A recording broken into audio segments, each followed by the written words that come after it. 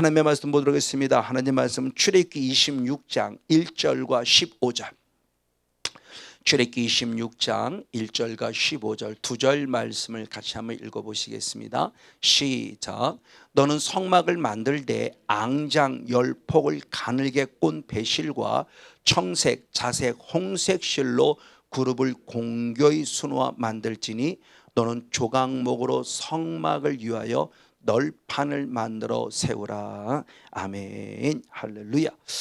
지금 계속 저희들이 성막을 통해서 말씀을 나누면서 성막에 관한 그런 7번째 그런 시간들을 우리가 충분히 가졌죠. 그러면서 성막에 대한 전반적인 모습 속에서 성막에 갖는 영적 유익에 대한 부분을 4가지로 나눴고, 가장 중요한 것이 문이라는 부분은 요한복음 10장 9절에 예수님이 말씀을 내가 문이다 그러면서 이 문을 통해서 들어온 자만이 구원을 얻는다 그랬죠. 그래서 오직 예수 한 분만으로 참된 구원의 모습에 서는 자가 될 뿐만 아니라 들어오고 나서 가장 먼저 우리가 맞닥뜨린 첫 번째 성물이 번제단이죠. 이 번제단 너무너무 중요한 신앙의 가장 근본이고 기본이고 밑바탕입니다. 이것이 흔들려 버리면 앞에까지 더 이상 나갈 수도 없죠. 그러니까 번제들은 누가 뭐래도 반드시 통과해야 될 가장 중요한 부분인데, 이곳에서는 분명히 무슨 문제를 해결하는 곳이냐? 죄 문제를 해결하는 곳이다. 그러므로 번제들은 결국 십자가를 우리에게 상징, 우리 십자가의 사건을 우리에게 가르쳐 주는 곳이라는 거죠. 그래서 죄 문제를 해결하기 위해서 우리가 가장 먼저로서는 무엇이냐? 회개가 필요하다. 물론 흠없고 점없는 양부터 시작해서 다 나오는 거죠. 그래서 우리가 그 양에게, 그 소에게, 염소에게 안수를 통해서 우리의 죄를 전이시키죠. 그래서 회개에서 분명히 죄 사함을 얻어야 돼요. 자, 그래서 분명히 우리는 회개를 통해서 죄 사함을 얻었는데, 우리 전통적인 신앙에서는 여기에 머물렀다는 아쉬움을 계속 말씀을 드리죠. 그런데 제사장이 받아야 될 속죄제, 출애굽기 29장, 레위기 4장에 기록된 제사장이 반드시 죄사함을 받아야 될 속죄죄를 얘기하는 그 내용을 살펴보면은 단순히 죄사함으로만 끝나지 않는다는 거죠. 이 속죄죄가, 즉 피를 통해서 죄사함은 끝남이 아니라 한 단계 더 나아가 대표적으로 말씀을 봤을 때 출애굽기 29장 14절의 말씀을 통해서 보면은 불이라는 존재가 필요했는데, 왜 불이 존재가 필요했냐? 분명히 짐승을 잡았어요. 그래서 짐승을 잡아서 피를 단에다가 뿌리고 바르고 덮어서 분명히 우리 죄가 용서를 받았어요. 그리고 이곳에 드려지는 이 번제단 위에 올라가야 될, 드려져야 될 어떤 고기라도 있다 한다면 반드시 또한 반면에 버려져야 될 존재도 있어요. 그때 먼저 주님께서는 버려져야 될 부분이에요. 그러니까 죄를 지었을 때 죄사함도 중요하지만 아직도 내게 남아있는 옛사람을 벗어버려야 돼요. 버려져야 돼요. 그것이 내게 남아있는 죄성이에요. 아직도 남아있는 죄성. 아가스의 말씀을 통해서만 아직도 작은 여우고요, 여호수아의 말씀을 통해서만 아직도 숨어있는 아간과 같은 존재고요. 이런 존재들이 계속 처리가 되어야 되는데, 죄는 용서받았는데 처리가 안 되니까 문제가 생겨지는 거죠. 그래서 분명히 중요한 부분의 모습이 출애굽기 29장 14절 한번 한 절 말씀을 같이 한번 읽어보시겠습니다. 출애굽기 29장 14절. 여러분 이 말씀 잊지 않았으면 좋겠습니다. 시작. 그 숫소의 고기와 가죽과 똥은 짐 밖에서 불사르라. 이것이 속죄제니라 그랬어요. 피로만 속죄제라고 말하지 않고 이 불까지 있어야 이게 진정한 속죄제라고 그랬어요. 그러면서 뭐를 태우느냐? 내게 남아있는, 아직도 남아있는 똥덩어리죠. 그걸 사도 바울은 빌립보서 3장 8절 말씀에 내게 남아있는 그 모든 것들을 배설물이라고 여겼어요. 분비물로 여겼다고 그랬어요. 그게 결국 똥이죠. 버려버려야 할 것이라는 거죠. 예수 그리스도를 아는 고상한 지식, 그러니까 예수를 확실히 알고 나서는 내가 가졌던 가말리알 문화생이라고 하는 그 어마어마한 지식, 그 거룩한 상표, 그 모든 것들까지도 완전히 그리스도를 아는 지식, 이 예수 그리스도를 아는 지식을 통해서는 다 제거될 부분에 불과했다는 거예요. 그래서 다 분비물로 제거해버리고 오직 예수만 아는 그 참신앙 하나로만 승리했던 바로 그 모습. 그러니까 결국 빌립보서 3장 8절을 썼을 때 바울의 생각에서는 분명히 출애굽기 29장 14절이 생각이 났을 것 같아요. 그러니까 그걸 아낌없이 분비물로 똥똥으로 여겨서 버렸다고 그러죠. 맞아요. 이렇게 되어야 방금 얘기한 대로 이게 속죄죄니라 그랬어요. 그동안 전통적 신앙에서는 그냥 잘못했습니다 그러면 다 속죄받는 속죄죄의 개념인데, 성경에서는 조금 더 깊이 들어가니까 아니요, 내게 남는 죄성까지 처리돼야 진짜 속죄죄다 그러고 그런 거다는 거죠. 이것이 지금 우리들에게 주는 영적인 교훈이죠. 이것이 결국 뭐냐? 눈에 보이지 않는 결국 영적 싸움이에요. 철저하게. 그렇죠? 내게 남아있는 죄성, 내게 남아있는 옛사람의 흔적들을 뿌리 뽑아내는 것은 절대 그냥 내가 옛사람을 버리고 싶다고 해서 버려지는 게 아니잖아요. 영적 싸움을 철저히 싸워야만 버려지는 것이기 때문에 얼마나 중요한 영적인 교훈인지 몰라요. 맞아요. 이렇게 되어지고 나서야 그 다음에 중요한 말씀이 역시 출애굽기 29장 18절의 말씀에 또 불사름이 있어요. 자, 14절의 말씀에도 불사름이 있고 18절에도 불사름이 있는데 이 불사름과 이 불사름이 서로 다르다는 거죠. 원어적으로는 우리나라만 똑같이 불로 살았다라고 해석이 됐는데 원어는 완전히 달라요. 자, 14절에서는 사라프라는 불인데 사라프라는 원어가 갖는 것은 심판의 개념을 갖는 하나님의 말씀입니다. 무엇인가 태워 없애는 거예요. 이걸 바로 사라프의 불을 통해서 하나님의 거룩한 심판, 반드시 없어져야 될 것들. 그러나 반면에 18절에서 나오는 불사름은 카타르라는 불인데 카타르라는 불은 무엇이냐? 하나님께 드려져야 될 때 사용되는 불이에요. 그러니까 더러운 걸 완전히 살아 없애버리고 그리고 그 다음에 나머지 것들을 이 번제단에 올려서 하나님의 불이 휙 내려오는데 그때 불이 뭐냐? 카타라는 불이 내려오는 순간 그걸 하나님이 향기로운 제물로 받으신다는 거야. 자, 출애굽기 29장 18절 말씀 역시 한번 드리겠습니다. 출애굽기 29장 18절입니다. 시작. 그 수양의 전부를 단 위에 불사르라. 이는 여호와께 드리는 번제요 그는 향기로운 냄새니. 아멘. 여호와께 드리는 화제니라. 할렐루야. 이것이 되어진 다음에 드려질 때 향기로운 제물 하나님이 흠향하신다. 흠향. 하나님이 그 향을 받으셨다는 거죠. 향기로운 냄새, 향기로운 제물. 그러니까 이걸 우리가 좀 더 영적으로 풀어보면은 내 안에 악한 것이 떠나가지 아니한다면 내가 아무리 예배를 드려도 그 예배를 하나님이 받지 않으신다는 거죠. 그러니까 우리가 잘못된 예배자가 된 거예요. 그것이 결국 뭐냐? 마당들만 밟고 가는 신앙이었죠. 그래서 이사야 1장 11절 12절은 그렇게 표현하고 있습니다. 한번 이사야 1장 11절 12절 한번 두 절 말씀을 같이 한번 읽겠습니다. 자, 이사야 1장 11절 12절 말씀입니다. 같이 한번 읽습니다. 시작. 여호와께서 말씀하시니 너희의 무수한 재물이 내게 무엇이 유익하뇨? 나는 수양의 번제와 살찐 짐승의 기름이 이미 배불렀고 나는 숫송아지나 어린 양이나 수염새의 피를 절대 기뻐하지 아니하노라. 너희가 내 앞에 보이로니 그것을 누가 너희에게 요구하였느냐? 너희는 내 마당만 밟을 뿐이니라. 아멘. 아무리 제사를 드려도. 그래서 똑같은 말씀이 이사의 선지자와 미가 선지자가 동시대의 선지자예요. 그래서 미가서 1장 7절 말씀이나 미가서 6장을 보면은 주님이 이사와 같은 똑같은 설교를 미가도 했어요. 이미 허다한 수 없는 제물을 드리는데 주님은 그 제물을 하나도 기뻐받지 않으셨다고 그래요. 그러니까 지금 우리 쉽게 얘기하면 한 번도 안 빠지고 예배 잘 드리고요, 한 번도 안 빠지고 헌금도 잘 드렸다는 거예요. 근데 아무리 무수한, 혹시 예를 들어 1억이라는 헌금을 드렸어도 하나님이 절대 그 헌금을 받지 않으셨다. 왜? 회개를 기뻐하지 않으셨거든요. 다시 말하면 우리의 회개가 하나님 앞에 상달되지 않은 겁니다. 그 사람을 향해서 말합니다. 마당들만 밟고 가는 자니라. 나는 너희들이 그걸 요구한 적이 없다라고 그래요. 아모스 선지자도 똑같은 말을 하죠. 그래서 예배를 드리면 드릴수록 베델에서 길갈에서 제사를 드리면 드릴수록 더 범죄했다고 그래요. 왜 범죄했냐?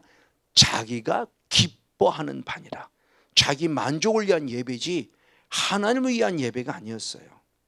하나님이 기뻐하시는 산 제사가 아니었어요. 철저히 자기 만족을 위한 예배를 드렸지 하나님을 위한 예배가 아니었다는 거예요. 그 사람은 다 마당들만 밟고 가는 자라는 거죠. 맞아요. 바로 이런 모습으로 신앙을 보면서 이제는 번제단을 통과했으면 반드시 우리는 그 다음 단계 물두멍이라는 단계를 통과해야 된다. 여기까지 나아가죠. 이게 거리상으로 보면 얼마 안 되는 거리인데 여기 번제단의 신앙에서 물두멍 신앙까지 나아가는 것도 영적인 세계 속에서는 절대 쉬운 게 아니에요. 그럼 물두멍은 무엇 하느냐?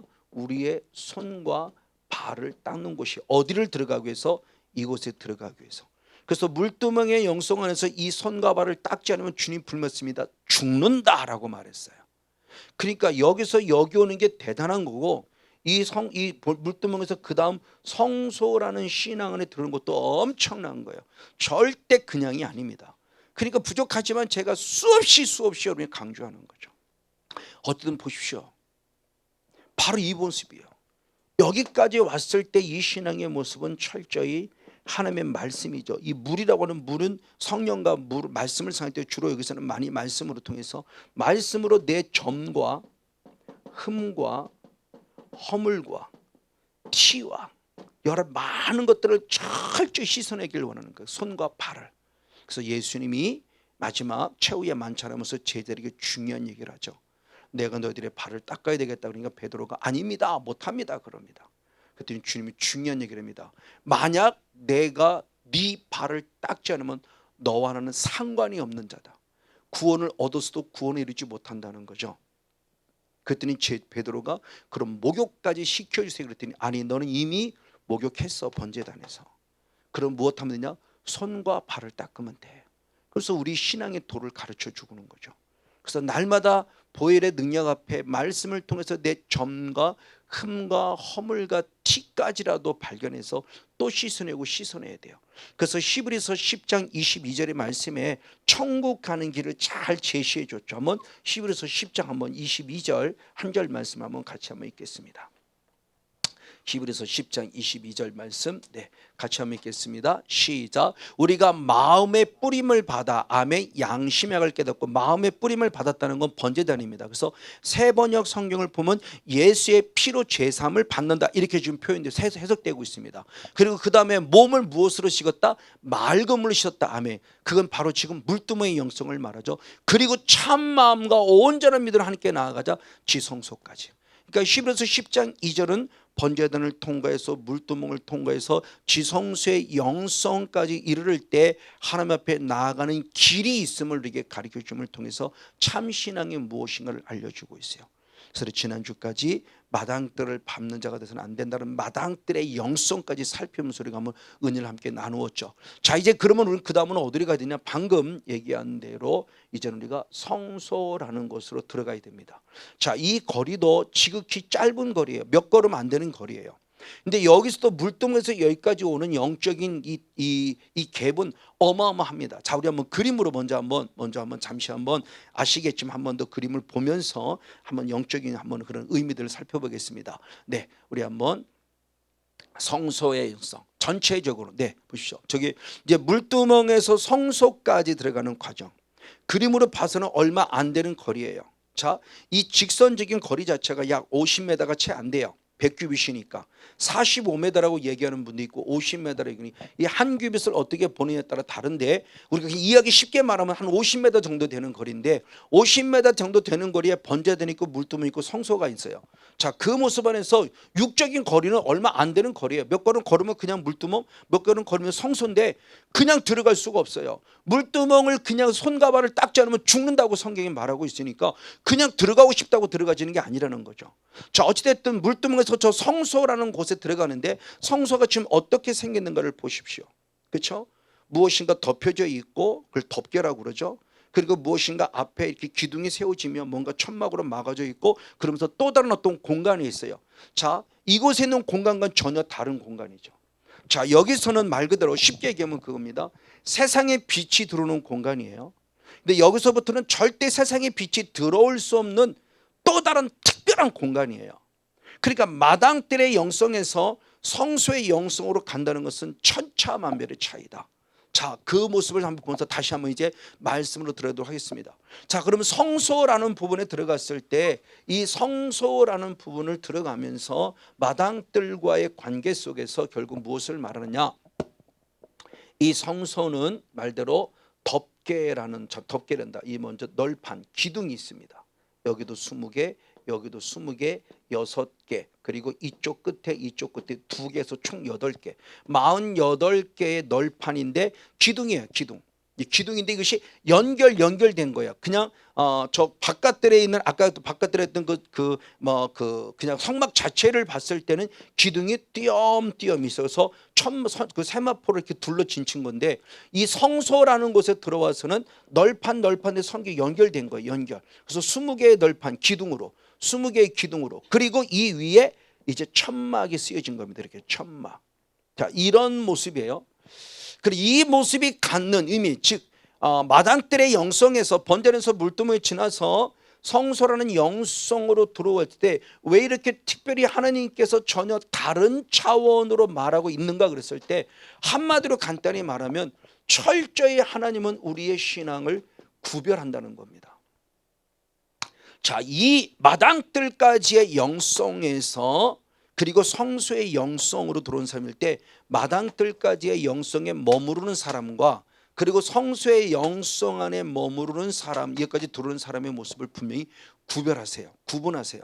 하나님은 차별하시는 분은 아니에요. 성경이 분명히 말합니다. 하나님은 절대 차별하시는 분은 아니지만 반드시 주님은 구분은 하십니다. 양과 염소를 구별하세요. 가라지와 알곡을 주님께서 구분하세요. 그러니까 우리가 마지막 때의 신앙을 해서 알곡인지 가라지인지 양인지 염소인지 주님 분명히 우리의 마지막의 모습을 구분하시고 구별하신다는 거예요. 그러면서 이 성소 안에 들어와서 잘하는 대로 이쪽에 떡상이 있고요, 가운데 분향단이 있고요, 이것이 등대가 있고요, 그리고 나아가 휘장이 있고요, 그리고 이곳에 속죄소가 있고요, 참 언약궤가 있고요, 언약궤 위에 속죄소가 있고요, 속죄소 위에 그룹이 있고요. 그래서 이와 같이 모든 것 하나하나가 계속 구분하십니다. 구별해 가세요.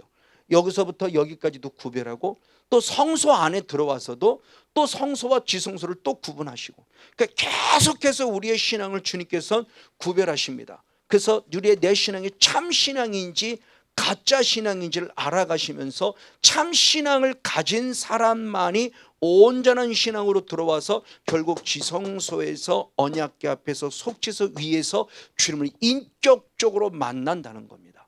이게 진정한 구원의 여정이요, 구원의 통로를 아주 기가 막히게 가르쳐주고 있는 거죠. 자, 이 모습을 우리가 먼저 연상을 하면서 한번 말씀을 통해서 성소라는 영성을 통해 무엇을 요구하는 것인가를 한번 살펴보도록 하겠습니다. 자, 먼저 한번 신앙의 단계를 한번 본다 한다면, 자, 히브리서 5장 13절 말씀과 6장 1절 2절 한번 두 절 말씀을 한번 같이 한번 연이어 보겠습니다. 히브리서 13절을 봅니다. 시작. 대저 젖을 먹는 자마다 어린아이니 의의 말씀을 경험하지 못한 자다. 그랬어요. 자, 어린 아이라고 표현하면서 하나님의 말씀, 의의 말씀을 경험하지 못한 자라고 그래요. 자, 그래서 6장의 말씀을 봅니다. 6장 1절 2절을 역시 봅니다. 시작. 그러므로 우리가 그리스도도의 초보를 버리고 죽은 행실을 회개함과 하나님께 대한 신앙과 세례들과 안수와 죽은 자의 부활과 영원한 심판에 관한 교훈의 틀을 다시 닦지 말고 완전한 대로 나아가라. 자, 주님께서는 그리스도도의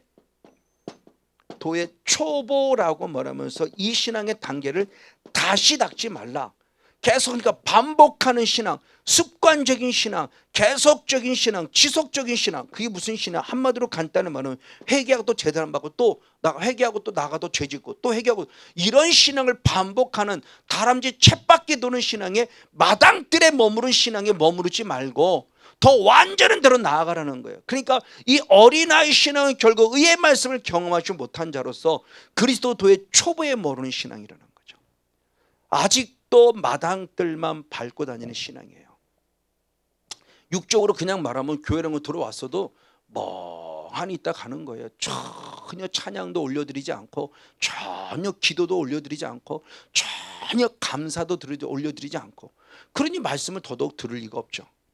찬양을 올려드리고 감사를 올려드리고 기도를 올려드리고 그런 갈급함과 큰 마음을 갖고 말씀을 드려야 되는데, 그러니까 그리고 없으니까 말씀을 들을 수가 없죠. 몸을 다하고 목숨을 다하고 마음을 다하고 목숨을 힘을 다해 주님을 사랑하라 그러는데 전혀 주님을 마음을 다하고 목숨을 다할 이유가 없어요. 그냥 몸만 왔다가 그냥 가는 거예요. 그리고 당신은 예배를 드렸다고. 그러니까 주님이 그 예배를 안 받으셨다고. 그러니까 우리의 신앙이 저부터 시작해서 얼마나 우리가 마당들만 밟고 가는 신앙을 가지고 있냐는 거예요. 쉽게 말하면 사람은 자녀들인데 그냥 학교만 왔다 가요. 공부하고 전혀 상관이 없어요. 그냥 학교만 왔다 가요. 그러면 진급이 될 수 없죠. 진학이 될 수 없죠. 어떤 사람은 계속 초등학교에 머물러야 되고, 지금은 유급제가 있는지 모르지만 저희 때마다 유급제가 있었단 말이에요. 어느 정도 상달되면 위탁료로 못 올라가요. 중학교 2학년도 중학교 2학년에서 끝나버리는 경우가 많아요. 3학년까지 못 올라가요. 그래서 선배들하고 같이 있기도 해봤어요. 어제까지만 해도 선배라고 불렀는데 오늘날 갑자기 동기가 돼버린 거예요. 이런 사람들이 있어요. 이것이 실제인데 신앙에도 마찬가지라는 겁니다. 내 눈에 보이지 않을 뿐이죠. 목사라고 했다고 당연히 천국 간다고? 제가 12년 전에 저의 모습이었다면 저는 큰 거다. 왜? 내 의로 가득 찬 목회를 했으니까요. 이 상태 갖고는 어떻게 내가 천국을 갑니까? 내 의 갖고는 절대 천국 갈 수 없었죠. 어떤 지금 이 모습을 지금 우리에게 보여주는 거예요. 즉 우리가 이 마당들에 밟고 가는 이 신앙, 즉 번제단과 물두멍의 신앙을 그리스도도의 초보의 신앙이라고 우리가 이해를 한다면, 성소의 신앙은 결국 청년의 신앙으로 자라가는 신앙이고, 더 나아가 지성소의 영성은 결국 아비의 신앙까지 자라가는 단계라고 말할 수 있다고 하는 것이죠. 바로 그런 모습 안에서 이제 성소의 모습을 봤을 때 우리의 신앙이 결국 자라는 건데, 이 우리의 신앙이 자라야 될 것을 주님이 잘 설명한 게 마가복음 4장이죠. 자, 하나님은 하나님의 나라에 대한 비유를 설명하면서 마가복음 4장 26절로 28절에 한 예를 들었습니다. 우리 한번 마가복음 4장부터 보겠습니다. 시작. 또 가라사대 하나님의 나라는 사람이 씨를 땅에 뿌리는 것과 같으니, 아멘. 저가 밤낮 자고 깨고 하는 중에 씨가 나서 무엇한다? 자란다. 자, 하나님의 나라는 자란다요. 자, 하나님의 나라를 지금 씨로 비유한 겁니다. 그래서 자란다. 자라는데 어떻게 자라느냐? 자, 그래서 땅이 스스로 열매를 맺되 처음에는 무엇으로? 싹으로. 그 다음에 무엇으로? 이삭으로. 이삭에서 그 다음에 무엇으로? 곡식으로 자란다고 표현하며, 하나님의 나라의 신앙은 결국 자라야 돼요. 마당들의 신앙에서 성소의 신앙, 성소의 신앙에서 지성소의 신앙, 이게 어린아이 신앙에서 아비의 신앙. 바로 이것처럼 우리의 신앙이 자라가며 싹에서 이삭으로, 이삭에서 곡식으로. 그러면서 이어서 또 하나님의 나라의 비유를 또 설명합니다. 그러면서 뭐라고 하느냐? 30절로부터 32절의 말씀에 또 중요한 얘기를 했습니다. 역시 한번 30절로부터 말씀을 보겠습니다. 시작. 또 가라사대 우리가 하나님의 나라를 어떻게 비유하며 또 무슨 비유로 나타낼고, 겨자씨 한 알과 같으니 땅에 심길 때는 땅의 모든 씨보다 모든 것이 가장 작은 것이로되 심긴 후에는 무엇한다? 자란다. 그러니까 하나님 나라 신앙이, 어린아이 신앙은 작다는 거죠. 지극히 작아요. 모든 사람보다 작아요. 근데 작음이 끝나는 심기는 풀이 자라는데 모든 나물보다 커지며, 아멘, 큰 가지를 내니 공중의 새들이 그 그늘에 깃들 만큼 되느니라. 아멘. 싹에서 시작한 겨자씨가 결국 이만큼 거기서 큰 나무인데 큰 나무를 이루었다. 그래서 큰 나무를 잇는 나무만 것이 아니라 많은 새들이 와서 깃들더라는 거죠. 즉 많은 사람들이. 그렇죠. 사랑의 교회, 단순히 사람이 많은 것이 아니라 얼마만큼 구원받은 자가 있느냐는 겁니다. 이 성건용 목사에게 얼만큼 구원받은 하나님의 사람들이 많이 함께 어우러지는 공동체를 이루고 있냐는 겁니다. 여러분의 삶 속에 내가 신앙이 성장하면 성장할수록 얼만큼 하나님의 사람으로 더 많은 부분의 모습을 서로 인격적인 관계를 맺으며 내 신앙의 공동체 속에 유익이 되고 있느냐. 바로 이와 같은 모습. 이게 하나님의 나라에 대한 비유를 주님이 얘기하면서 성소를 통해서 우리에게 신앙이 뭐냐?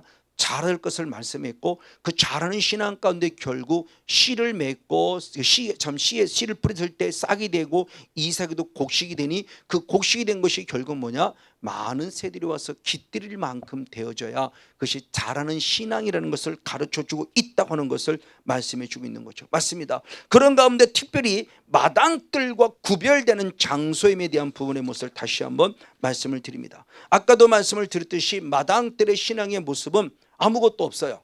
그냥 말대로 태양볕이 그대로 들어오는 곳입니다.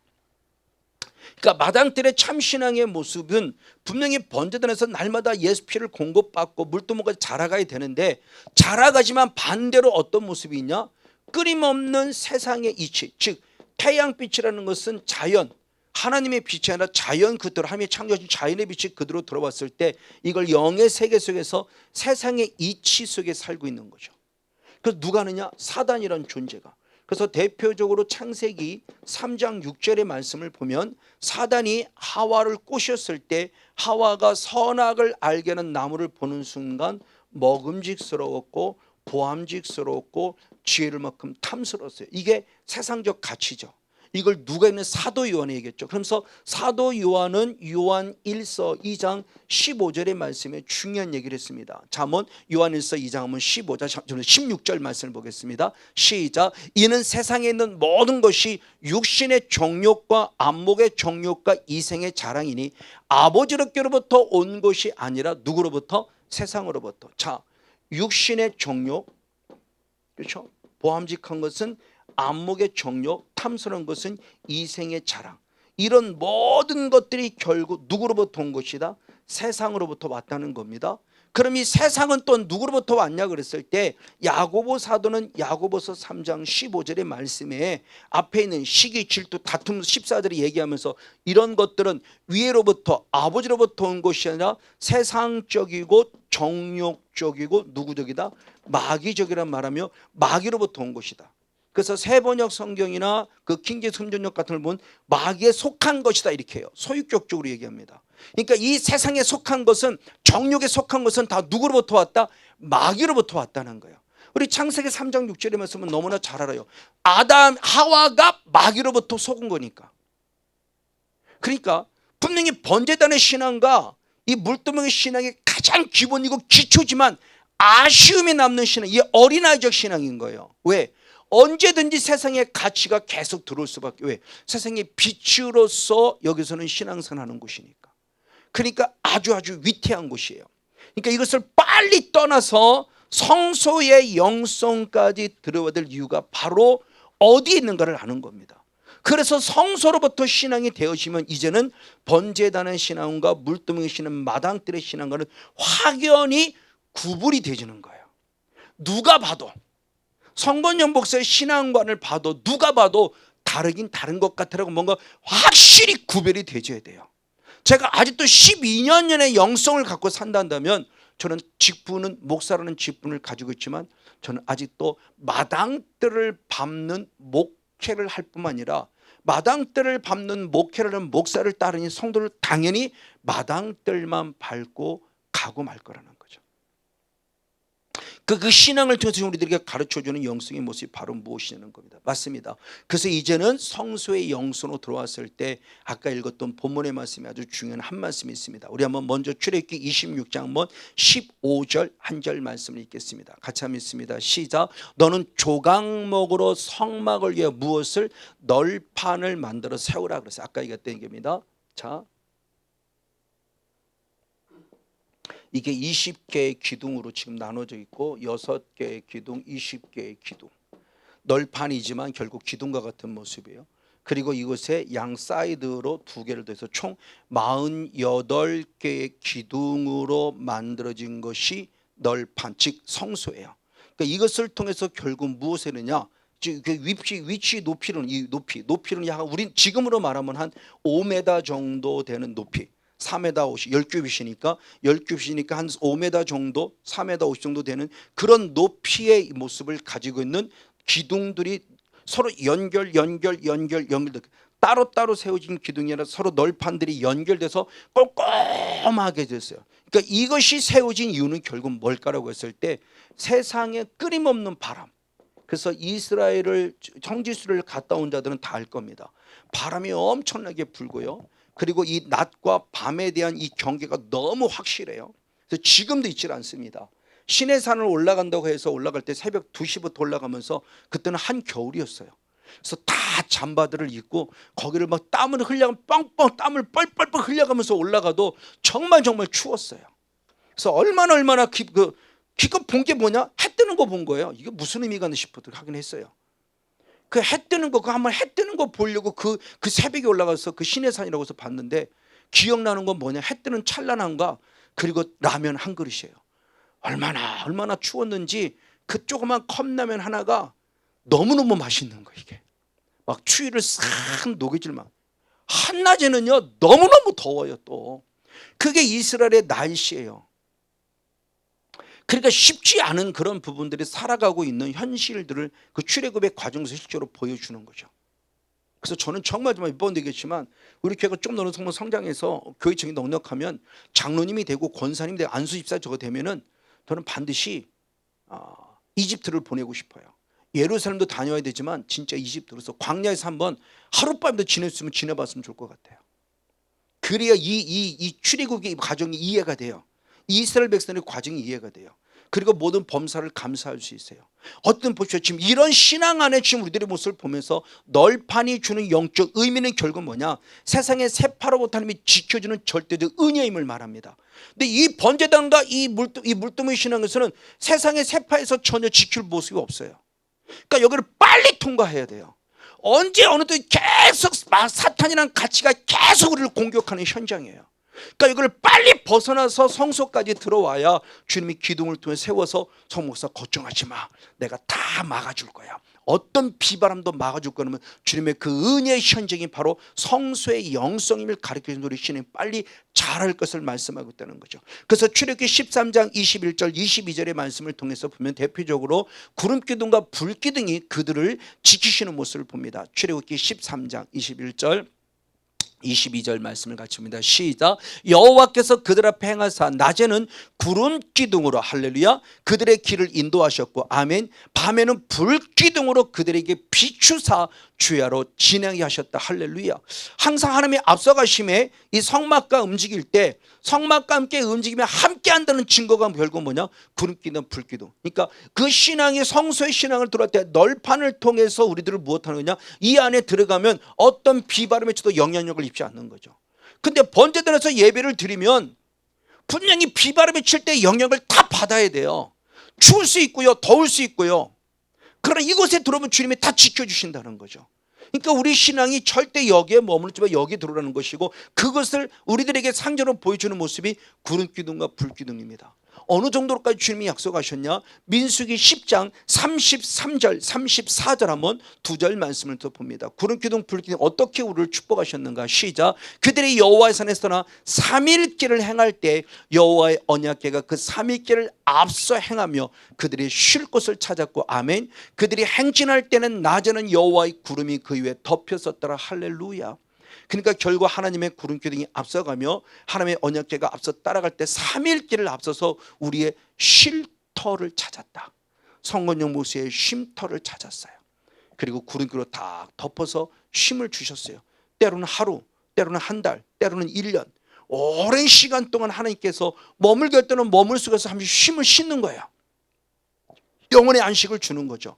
그러니까 무엇이 되지 않았을 때 왜 안 되지라고 조급하지 말자. 그래서 부족하지만 제가 성망의 영성 가운데 조금 말씀을 깨더니 멈출 때는 멈출 줄 아는 것도 하나님의 은혜구나. 그 멈출 줄 아는 그 시간을 내게 유익된 시간으로 만드는 거죠. 왜 안 나갑니까? 왜 멈췄습니까? 라고 따질 이유가 없다는 거예요. 하나님이 멈추기를 원하기 때문에 멈추면 나도 멈추는 시간이에요. 그래서 그 속에서 쉼을 얻으며 더 영성에 충만한 시간으로 가져야 된다는 거죠. 바로 어찌됐든 주님이 구름기둥과 불기둥을 통해서 이 널판을 통해 주는 영적 의미를 뭐냐, 우리를 둘러서 진치고 보호하시는 하나님의 거룩한 모습을 지금 이게 상기시켜주고 있고요. 다윗 역시도 그 신앙을 고백하니 시편 23편 4절의 말씀에서 내가 사망의 음침한 골짜기를 다닐지라도 해를 두려워하지 않을 것은 주께서 나와 함께 하심이라. 그러면서 주의 지팡이와 막대기가 나를 안위하신다고 말하며 하나님 품 안에 있는 자를 주님이 지키시고 보호하신다라고는 성소의 귀한 영성을 우리에게 상기시켜 주죠.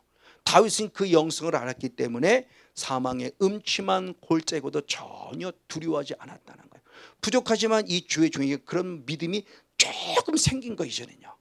그래서 예전같이 막 이제 큰 문제일 때 뭐 그 때문에 두근거리고 큰일 나고 이런 게 아니라 이제는 까딱 없어요. 까딱 없어요. 내가 죄만 되지 않는다면 하나님의 영광 받으실 모습 가운데 이끌어 가시는 믿고 있기 때문에 하나님의 뜻을 기대하고 있기 때문에 그런 부분에서 이제는 마음의 조아리고 그것 때문에 큰일 났다 큰일 났다 큰일 났다 그러지 않는다. 그래요. 그 상황을 보면 한없이 좌절하고 낭망할 수 있어요. 근데 그 상황을 보고 한없이 좌절하고 낭망해. 그럼에도 불구하고 감사의 요인을 찾자는 거죠. 부족하지만 그 믿음이 조금 있는 거예요. 왜? 사망의 음침한 골짜기 두렵지 않아요. 맞아요. 혹시라도 죽어요? 괜찮아요. 왜 진정한 천국 가니까. 거기는 눈물도 없고 슬픔도 없는 곳이는 진정한 천국에 가니까. 뭐가 걱정인데요? 걱정하지 말라는 겁니다. 내가 죄만 짓지 않았다면, 죄를 지어도 철저히 회개하면 되지만 죄만 짓지 않았다면 철저히 두려워할 일이 없어요. 하나님의 행하실 기대하면 되는 거죠. 맞습니다.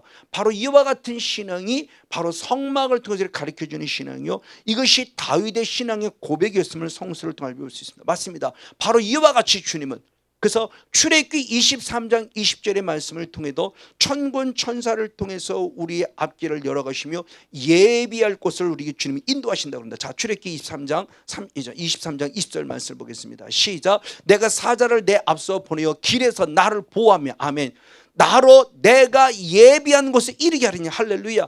하나님이 결국 예비한 곳에 이르게 하신다는 겁니다. 내가 가는 곳이 아니에요. 하나님께서 친히 일하셔서 천사를 통해서 나를 그렇게 이끌어 가시겠다는 거죠. 그래서 제가 깨닫는 게 물 흐르듯이 흘러가라. 하나님 반드시 내가 죄만 안다면, 부족하지만 이 종을 하나님이 원하시는 부분을 이끌어 가실 거야. 하나님이 예비하신 곳으로 성문의 모습을 이끌어 가실 거야. 그것이 2020년도의 은혜로 입었어요. 그리고 2021년도도 그렇게 가고자 원하는데 2021년 들어와서 하나님이 주신 음성 가운데 틈을 주지 말라고 하는 음성 속에, 그리고 예배자 헌공자가 되는 음성 속에서 지금 사단이 아주 집중적으로 저를 공격하고 제 가정을 공격하고 성도를 공격하는 걸 얼마든 느낄 수 있어요. 성도들이 지금 아픈 성도가 너무 많아요. 그래서 이 부족한 자가 기도하지 못해도 그렇고, 그래서 또 최선을 또 기도하려고 했어요. 그 틈을 주지 말라는 하나님 분명히 음성이 있었어요. 2020년은 그런 것이 없이 참 순탄하게 모든 것이 다 잘 되어 왔어요. 코로나 때문에 가장 힘들고 어려울 때 정말 풍성할 정도로 누리게 하신 은혜예요. 근데 2021년 들어와서 주님이 주신 음성들이죠. 사탄의 세력들이 가만두지 않죠. 성건용 목사를 시기질투하고 사랑이를 시기질투하는 겁니다. 그래서 자꾸 성도를 건들고요, 질병으로 건들고요, 이게 물질로 건들고요, 관계로 건들고 계속 아프게 건드려요. 그래서 틈을 주지 말라고 약속한 거죠. 근데 자꾸 틈을 주고 있는 거죠. 그리고 예배자가 되려고 하는데도 불구하고 자꾸 예배 실패자가 되는 거예요. 그래서 저는 말할 뿐이에요. 그래서 왜 안 합니까? 라고 따지지는 못해요. 왜? 제 성향은 막 가서 뭐 안 합니까? 라고 따지는 성향은 못 돼요. 그러나 하나님 말씀은 그대로 전하죠. 그럼 본인들의 영성이 깨서 같이 나아가는 거죠. 같이 나가는 사람은 아픔이 없고 어려움이 없는데 같이 나가지 않으면 오히려 아픔 속에 있는 거죠.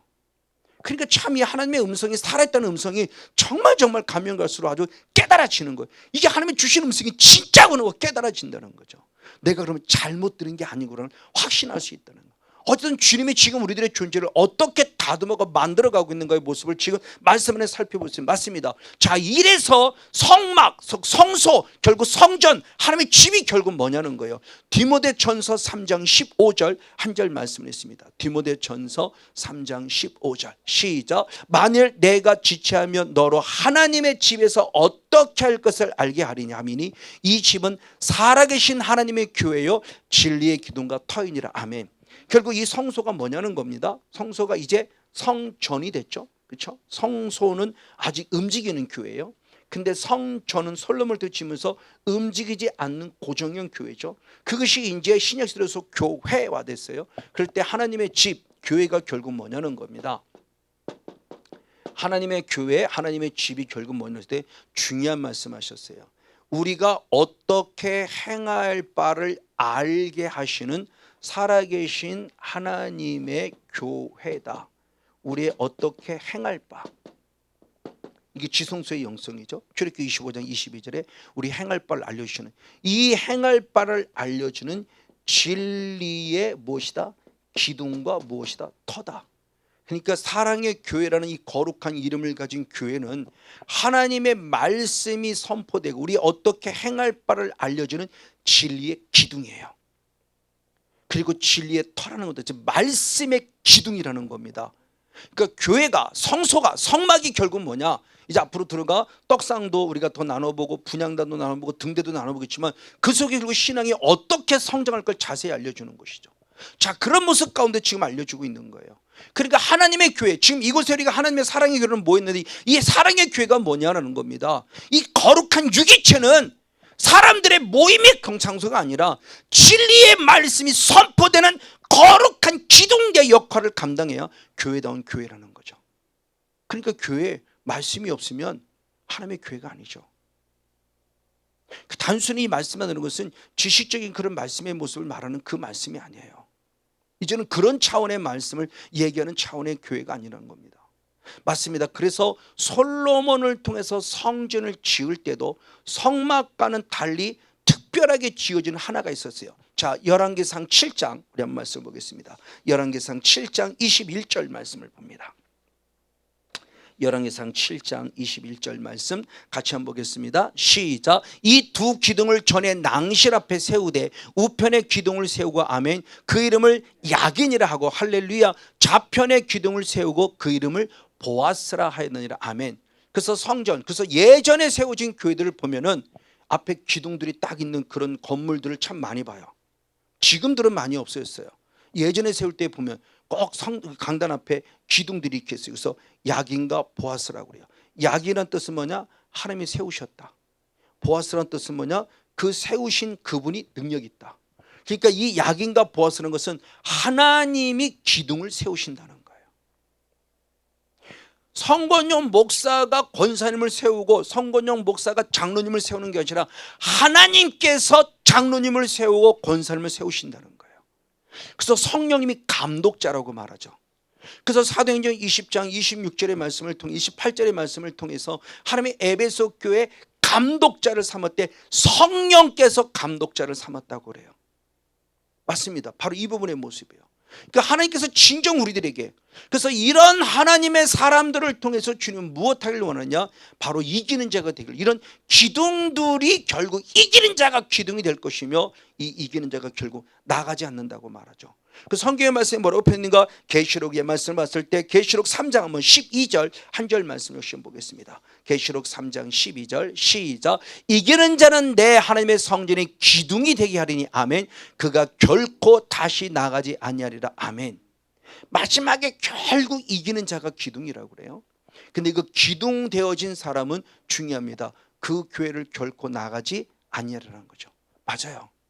그래서 저희가 이제 24년을 맞이했을 때 20주년을 넘은 뒤늦게지만 20주년 때 하지 못했던 걸 뒤늦게지만 그때는 힘들었을 때니까 지금 뒤늦게지만 작년 2020년도에 20년이 넘은 몇 사람들을 이렇게 교회에서 조금이나마 고마운 마음을 표현해 준 그런 시간을 가졌어요. 근데 그런 사람들이 꽤 되더라고요. 너무 고마워요. 제가 군포에서 인했고 군포에서 안양으로 가기 전에 주님 마지막 주신 음성이 뭐냐? 남은 자를 통해서 일하리라 그랬어요. 그때 저는 그 남은 자를 생각했을 때 함께 은혜 안에 있고 함께 이런 사람들을 통해서 일하실 거라고 생각. 왜? 그들이 같이 가니까. 근데 제 완벽한 착각이었어요. 오히려 그분들은 떨어졌어요. 그리고 전혀 이 영의 세계에 들어오지 않은 자들이 오히려 목사님 힘내세요. 끝까지 가겠습니다. 그리고 그들이 함께 했어요. 그래서 저는 그 마음 속에 대해서 그 마음이 너무너무 고마워서 그 마음을 표현해 드린 거예요. 결국 그들이 나가지 않았어요. 어떤 한 분은 많은 갈등들이 있었다고 그래요. 20년 넘게 생활했어요. 그래서 그분이 메시지를 하나 보냈어요. 목사님, 이제서야 목사님 진짜 목사님으로 느껴져요. 진짜 사모님으로 느껴져요. 그것이 우리 집사람 많아도 확실히 달라진 게 느껴진다고 그래요. 그 전까지는 그냥 사모님하고 인사해도 이건 지극히 사무적인 인사가 느껴졌는데 이제는 진심이 느껴진다고 표현을 해요. 맞아요. 그분은 그렇게 갈등 속에도 결국 나가지 않았어요. 저는 그것만으로도 고마워요. 그래서 제가 항상 그럽니다. 집사님, 그냥 옆에 있어주는 것만으로도 고마워. 진심이야. 집사님 정말 고마워요. 옆에 있어주는 것만으로도 나한테는 큰 힘이 돼요. 근데 이제는 서서히 기둥이 되어가는 모습처럼 이제 이 주의 종을 대하는 자세도 달라지기 시작했고 집사람에게 대하는 자세도 시작했고. 그러면 영성이 같이 열렸냐? 아니요, 그러지 않았던 분이에요. 근데 오히려 마지막까지 남아있는 분들이 오히려 그런 분들이었어요. 그래서 깨닫는 겁니다. 아, 내가 이렇게 미련하구나. 나는 당연히 같이 열고 같이 보고 같이 듣는 사람들이 같이 갈 줄 알았는데 결국 그들은 아니었어요. 그래서 깨닫는 겁니다. 아, 단순히 보고 듣는다는 게 이것만 갖고 참 신앙이라고 말할 수 없구나. 진짜 참 신앙은 그게 아니라는 걸 아는 거죠. 결국 이들이 이기는 자예요. 그래서 예수님은 제자를 세울 때 마가복음 13장 14절의 말씀에 3장 13절 14절의 말씀할 때 자기가 원하는 자를 세웠다 그래요. 근데 자기가 원하는 예수님이 원하는 자를 세웠다 그럽니다. 보고 듣고 배우고 똑똑한 사람을 세운 게 아니에요.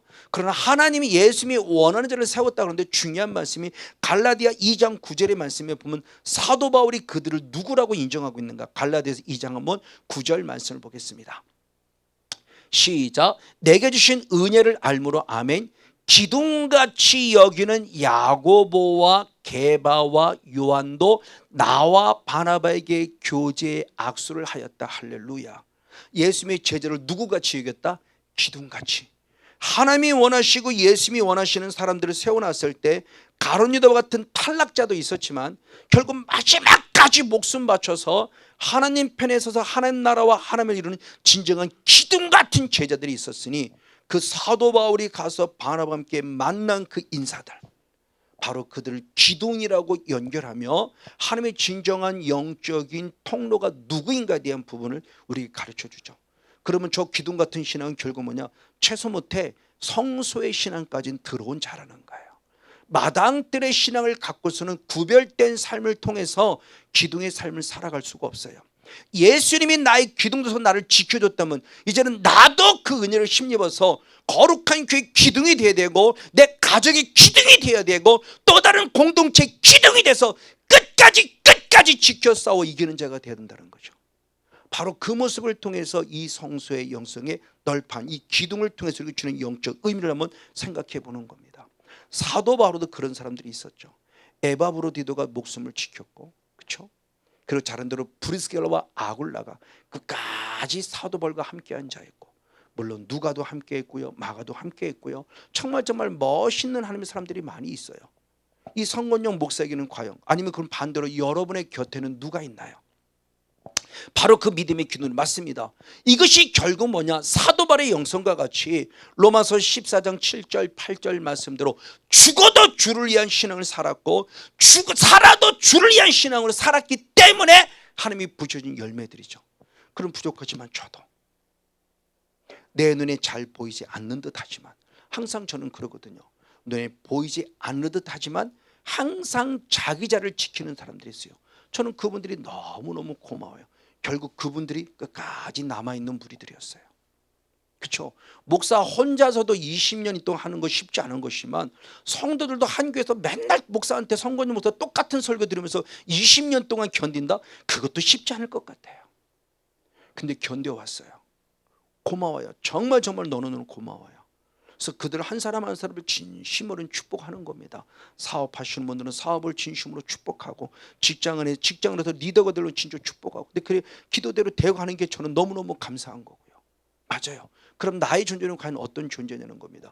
바로 이 신앙이 누구냐? 나도 살고 남도 살리는 신앙이죠. 그래서 에스겔서 47장 12절의 말씀에 보면 내가 사천적으로 창이란 신앙이 됐을 때 나도 살고 남도 살리니 나도 살고 남도 살리는 어떤 사람은 실과가 되고 어떤 사람은 약재료가 되고 축복해요. 얼마나 감사한지요.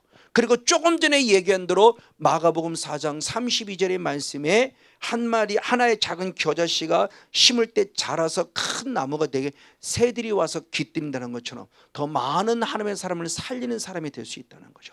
오늘 저와 여러분도 널판의 영성을 통해서 하나님, 예수님이 당신의 나의 기둥이 되어서 나를 늘 둘러서 지키고 돕고 보호하심을 감사합니다.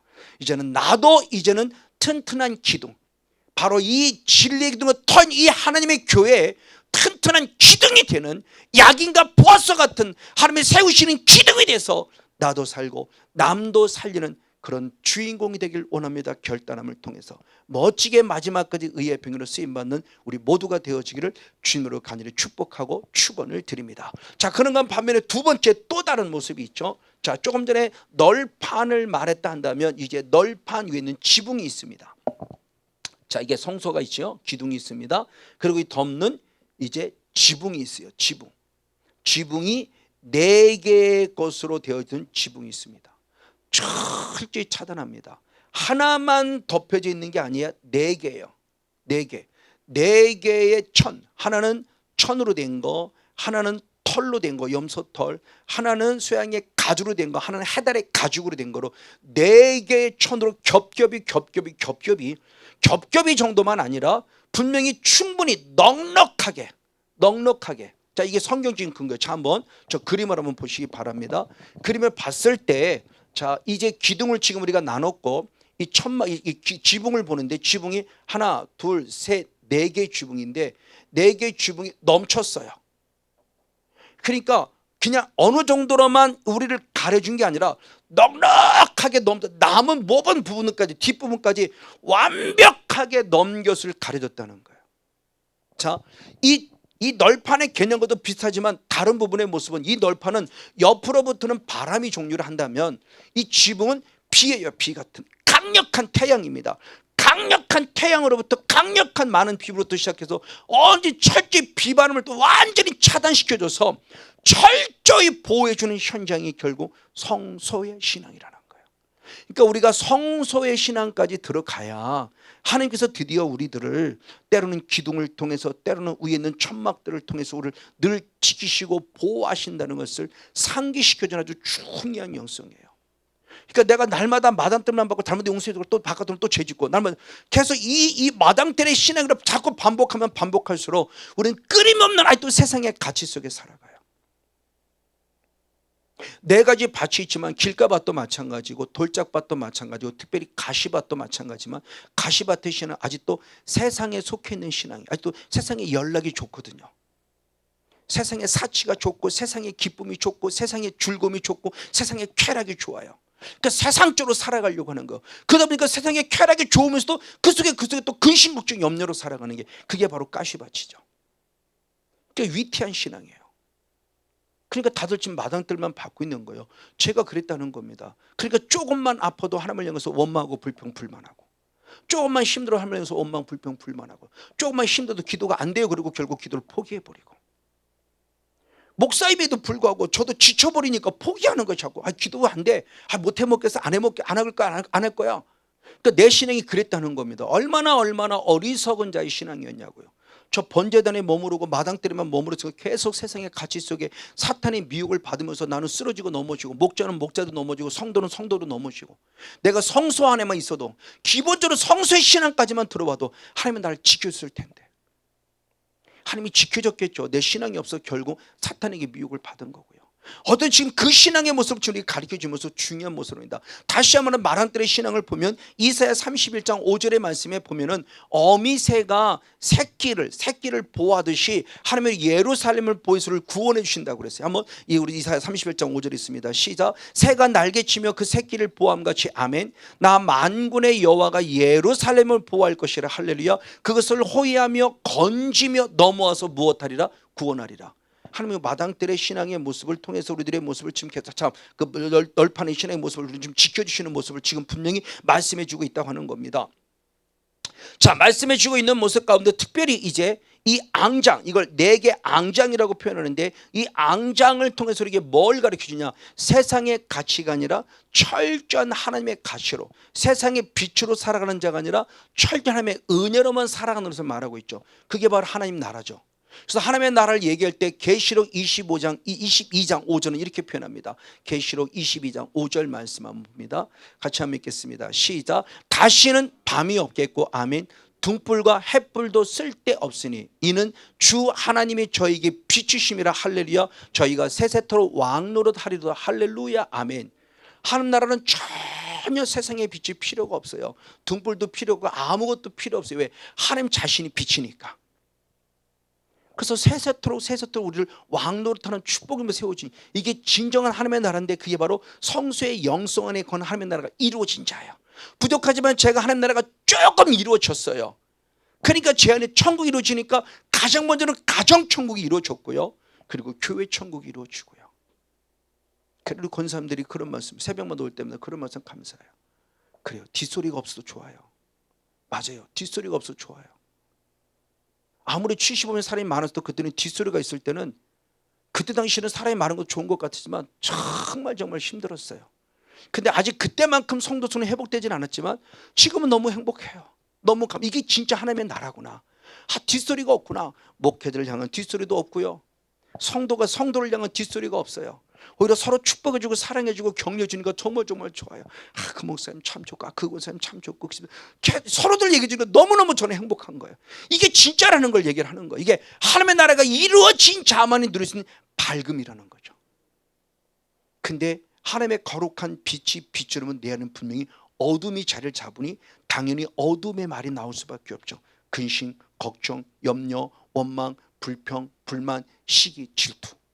근데 그게 없는 거예요. 너무너무 감사하죠. 맞아요. 바로 그런 모습을 통해서 주님을 가르쳐주는 모습의 중요한 내용의 모습이 아까 얘기했던 좌우 넓이까지도 계속 나간다고 말씀하며, 바로 그런 모습 가운데 가장 첫 번째입니다. 첫 번째, 4개 앙장 가운데 첫 번째 앙장이 뭐냐? 자, 우리 한번 출애굽기 26장 1절 한 절 말씀을 보겠습니다. 출애굽기 26장 1절 시작. 너는 성막을 만들되 앙장 10폭을 가늘게 꼰 배실과 청색, 사색, 홍색 실로 그룹을 공교의 수놓아 만들지니라. 아멘. 자, 여기가 이제 천으로 된 거 제1.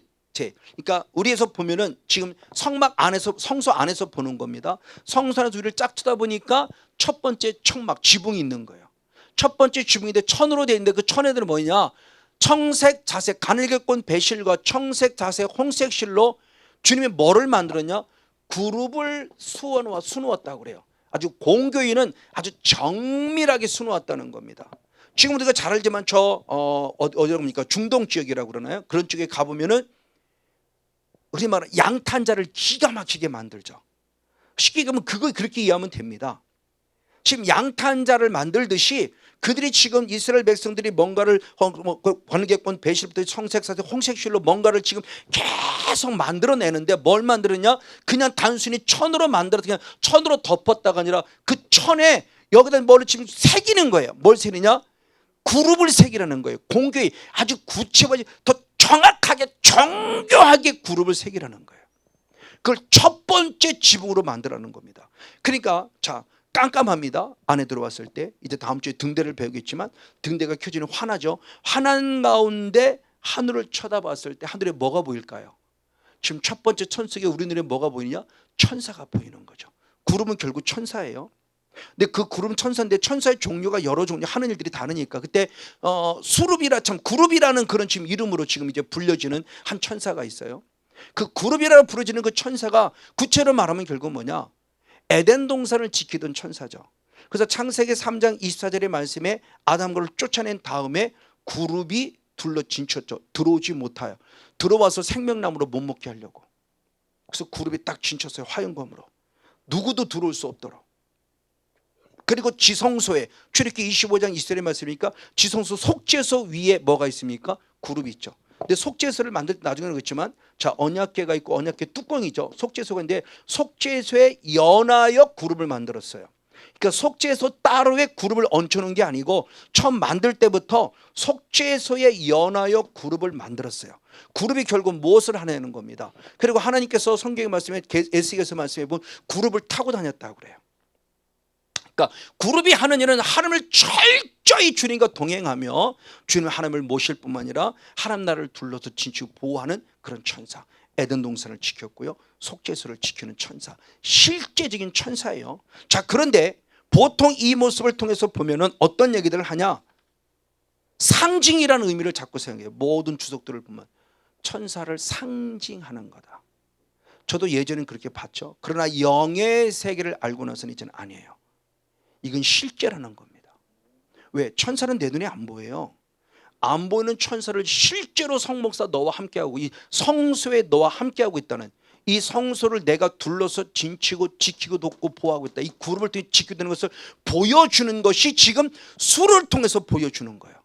그러니까 이건 상징이 아니고 허상이 아니고 실제라는 걸 확실히 믿는 겁니다, 이제는. 그래서 새겨진다라고 하는 부분의 모습을 중요하게 해야 돼요. 수놓았다는 결국 새겼다는 거거든요. 그래서 우상도 새긴 우상이라고 말하고 새긴 목상, 아로 새겼다 그러면서 수없이 우상들을 다 아로 새겼다 새겼다 새겼다고 말해요. 즉 새긴 것이 뭐냐, 이게 실제라는 거예요. 실제. 그러니까 결국 하나님을 우상을 그냥 우상을 탑하니라 새긴 우상을 멸하라는 거죠. 그 대표적인 말씀을 통해서 출애굽기 20장 한번 4절 말씀을 봅니다. 출애굽기 20장 4절의 말씀을 같이 한번 보겠습니다. 같이 한번 읽습니다. 시작. 너를 위하여 새긴 우상을 만들지 말아라 그랬습니다. 우상을 새겨 만들지 말라는 거죠. 실제라는 거예요. 그렇죠? 예수 안 믿는 사람은 부적 달아놓잖아요. 예수 안 믿는 사람은 명태 쪼가리 달아놓잖아요. 그게 그 말하면 새긴 우상을 지금 걸어놓는 거예요. 그래서 여러분 옷 입을 때도 조심하라는 겁니다. 해골 빠가지는 것 같은 그런 괜히 그런 옷 함부로 입지 마세요. 조금 모양 이상하다 그러면 뭐 용 같은 거 무슨 뭐 이런 그런 거 괜히 입지 마세요. 이제는 그런 게 그런 허상이 아니라는 겁니다. 이제는 실제라는 걸 느끼는 거예요. 실제. 그래서 제가 몇 번 남은 말씀했을 거예요. 이건 제가 직접 경험한 어느 글에서 읽은 겁니다. 어느 선교사님이 해외에서 선교하다가 돌아왔어요. 그래서 한국에 다시 돌아왔어요. 안식년 때문에 이제. 근데 자꾸 어려운 일이 생겨요. 그래서 하나님 앞에 기도했어요. 그분은 영성이 있는 분이었어요. 자꾸 기도했는데 불구하고 자꾸 문제가 풀리지 않아요. 이렇게 자꾸 어렵지, 왜 이렇게 문제가 안 풀어지라고 생각하고 그렇게 기도하다가 어느 날 청소를 하게 됐어요. 청소.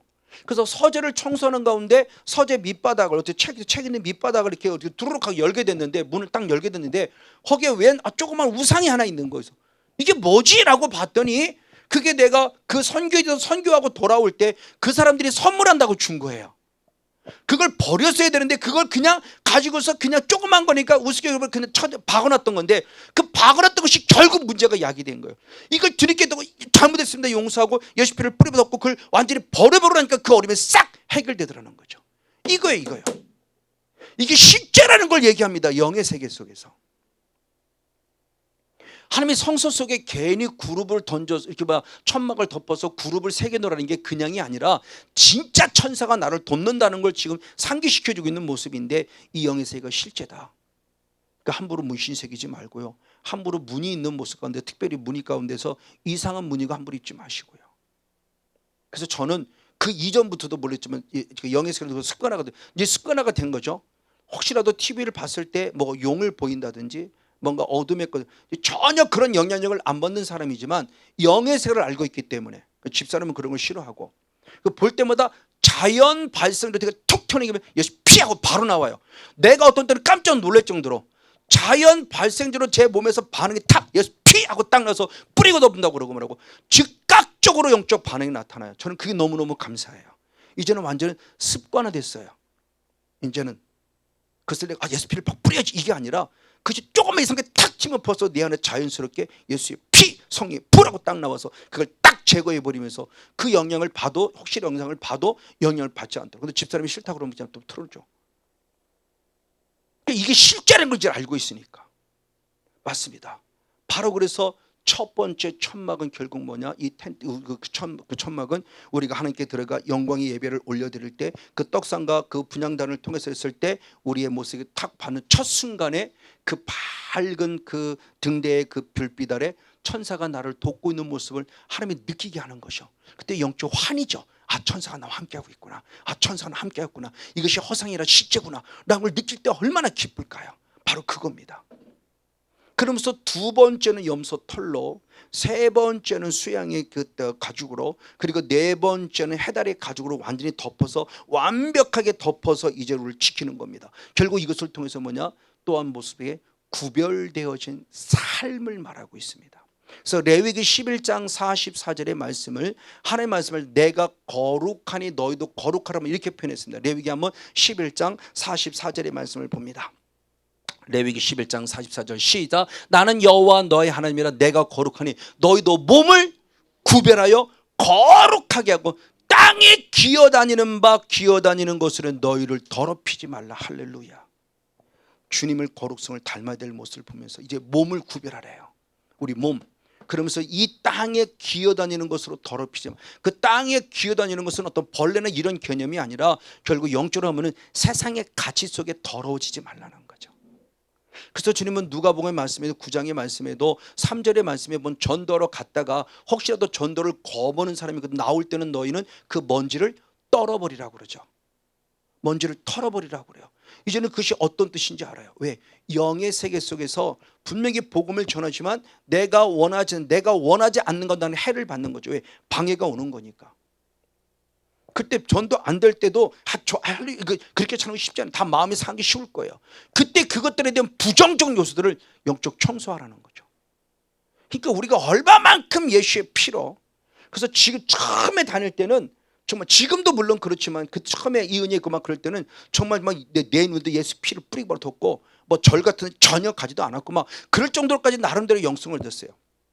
근데 제가 언제 한번 이렇게 탁 하고 그랬냐? 시작한 지 얼마 안 됐을 때 우리 조카들이 보고 그래서 그때 당시, 지금 뭐라면 여기 어디에 동물농원이 있는 서울대공원 갔었어요. 서울대공원에서 짐승들 동물원을 보고 왔어요. 그때는 막 계속 이제 제가 밤에 철야하고 기도할 때인데 갑자기 기도를 하는데 기도가 안 돼. 그리고 뭐 두려움이, 무서움이 와요. 동물밖에 안 봤어요. 원숭이 보고 코끼리 보고 사자 보고 동물밖에 안 봤어요. 근데 동물밖에 안 보고 왔는데도 그 밤에 철야하며 기도하려고 할 때 뭔가 두려움이 찾아오면서 기도가 전혀 안 됐어요.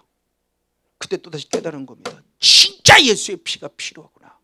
그래서 저는 하루 시작할 때 예수 피로 시작하고 하루를 마무리할 때 예수 피로 마무리하는 게 바로 그거예요. 이게 철저한 사후관리 보호기도예요.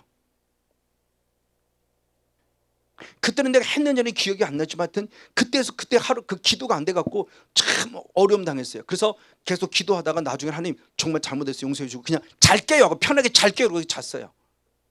그리고 그 다음부터는 다시 그런 영향을 받지 않았어요. 근데 실제였어요. 그게요. 동물 농장만 갔다 온, 그 동물원만 갔다 오는데도 기도가 안 되더라고요. 그때는 이게 뭐가 뭔 줄 몰랐어요. 단순히 무섭고 기도가 안 되는 것 때문에 이게 뭐지라고 했다가 그냥 그때부터 어떤 진리의 자유를 좀 누릴 때라 그냥 잘 깨고 한 2시까지 기도하다 그냥 잤던 기억이 있어요.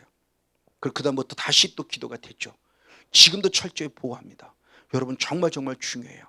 그러면서 레위기 20장 26절의 말씀을 또 그렇게 표현했습니다. 레위기 20장 26절을 봅니다. 역시 한번 보겠습니다. 시작. 너희는 내게 거룩할지어다. 아멘. 이는 나 여호와가 거룩하고 내가 또 너희로 나의 소유를 삼으려고 할렐루야. 너희를 만민 중에서 무엇했다? 구별했다. 하나님의 거룩성을 닮은 우리들의 존재를 거룩하게 만든 이유는 뭐냐? 만민 중에서 구별하기 위함이라는 거예요. 하나님 반드시 선권형 목사를 분별합니다. 구별하십니다. 똑같은 목사님이든 똑같은 목사님은 목사님이 아니라는 거죠. 그렇죠. 조용기 목사님하고 저거는 천차만별이죠. 분명히 주님이 구별하실 거예요. 차별하지는 않으세요. 너는 조용기 목사보다 못하냐 이렇게 차별하지는 않으시지만 분명히 구별하신다고요. 우리를 구별하세요. 같은 성도지만 구별하세요. 까딱 잘못하면 가라지로 될 수 있고요. 하나님의 주신 은혜에 너는 알곡이 될 수도 있고요. 그 나는 과연 어떤 존재가 될 것인가? 그래서 이 널판과 이 앙장이라는 이 모습을 통해서 지금 나의 삶의 모습이 주님 결국 뭐냐? 구별되어지기를 원한다는 삶을 다시 한번 우리가 기억해 봐야 한다는 겁니다.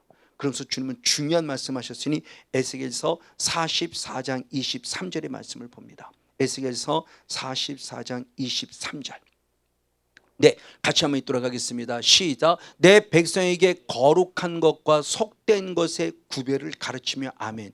부정한 것과 정한 것을 분별하게 할 것이라. 할렐루야. 에스겔 선지자는 결국 성전을 환상으로 보면서 우리에게 중요한 영적 원리를 알려주는 자죠. 그러면서 성전의 모습입니다. 그래서 에스겔서 8장인가의 모습을 보면 성전인데 환상 가운데 열어보니까 마당들부터 시작해서 지성소까지 우상으로 가득 찼어요. 저는 그 내용을 읽으면서 예전에는 그냥 지식으로만 있던 게 영의 세를 알고 다시 한번 에스겔서의 말씀을 봤을 때는 정말 충격이었어요. 그럼 중요합니다. 내 마음의 성전.